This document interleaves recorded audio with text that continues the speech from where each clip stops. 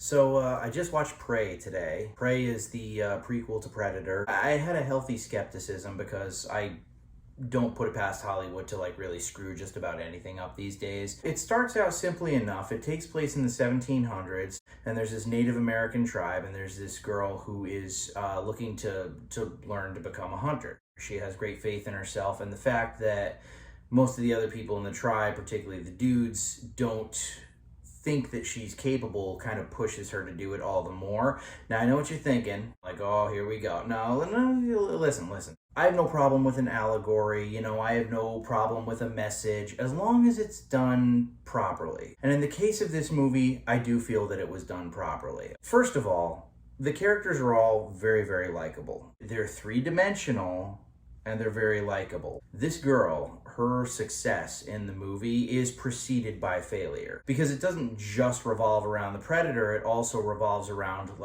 just the animals in the area. Okay, there's a mountain lion, there's a bear, there's all manner of different deadly things that live out on the frontier. One thing, I have mixed feelings about it, okay, because on one end of the spectrum, I feel that the movie could have built a little bit more, because you do see the predator very early on, especially if you want to go back to the original Predator. You got these hardcore dudes who go in there, complete their mission, right, and on their way out they have no idea what the hell's going on, and before you see the first silhouette of the predator, you're a decent chunk into the movie. Again, comparing it to the first one, it's sort of it's not as suspenseful. However, this predator is different, and I kind of like that. I like the fact that every predator kind of has its own personality, its own tactics. In this case, the predator is a lot more hands-on than the original Predator, and not for nothing, it does kind of reflect the time in which the predator is on this earth. It's the 1700s. People are shooting muskets and bow and arrows at it, not fully automatic machine guns and explosive devices. So the Predator is a little bit more hands-on. It's a little bit more hand-to-hand combat, which I actually thought was pretty cool. When you do kind of factor that in, it's not like it was a bad thing that they showed the Predator so early in the movie. It's just, I do think that they could have built up that suspense a little bit more. The writing, for the most part, was pretty decent. There were a couple moments, like the line, "If it bleeds, we can kill it," is in the movie. But when it comes to little tiny things like that in a film, I'm not going to nitpick. But overall, I think that it really works. I think that the CGI was pretty damn good. I think the fact that this predator, it almost seems to be the first predator on Earth, where it's kind of feeling its way around things. First I'm going to hunt a wolf, then I'm going to hunt a bear. Okay, now I'm ready, I can hunt humans, which is interesting because it's almost like the predator's journey sort of reflects our protagonist's journey. Before I get into any specifics, okay, I'll warn you before I get into spoilers, but this film was kind of, I felt a return to form for the Predator franchise. It takes place in the woods like the first one. There's this sense of kind of isolation, and you need to rely on your own ingenuity kind of a deal. Predator 2, I would say, for what it was pretty solid, but the fact that it takes place in a city, it doesn't have that kind of feeling of isolation the way the first one did, but it's still kind of carried on with the same tradition.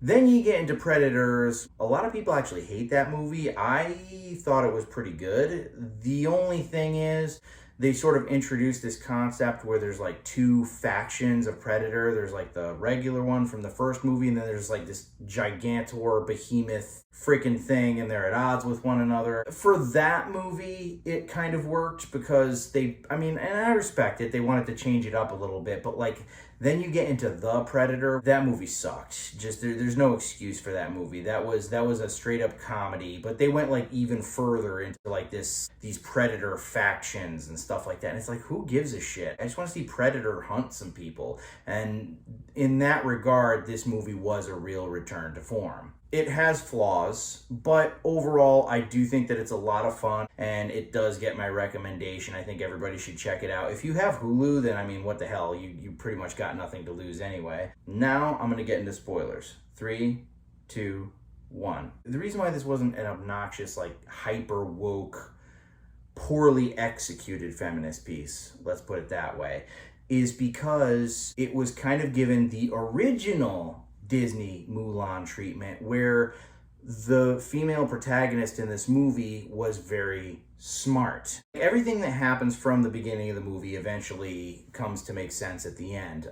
There's this particular flower that they have, which she uses. It's supposed to cool the blood. So if somebody gets, like, you know, clawed really bad by a bobcat or whatever, and they might bleed out, this cools their blood so they won't bleed out, and hopefully you can get them back in time, yada yada.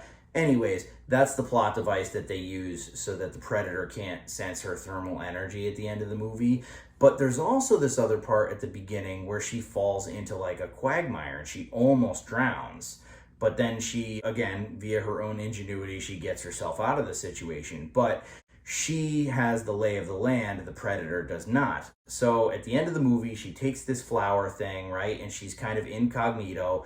And she uses that brief time to basically cold cock the predator. She grabs its mask and just darts off into the woods, right? And she sets the mask up like in this particular area, and you're kind of like, okay, I wonder what she's doing. Mind you, at this point, this predator's been shot with arrows, okay? This predator's been shot with muskets. This predator's been hacked with an axe.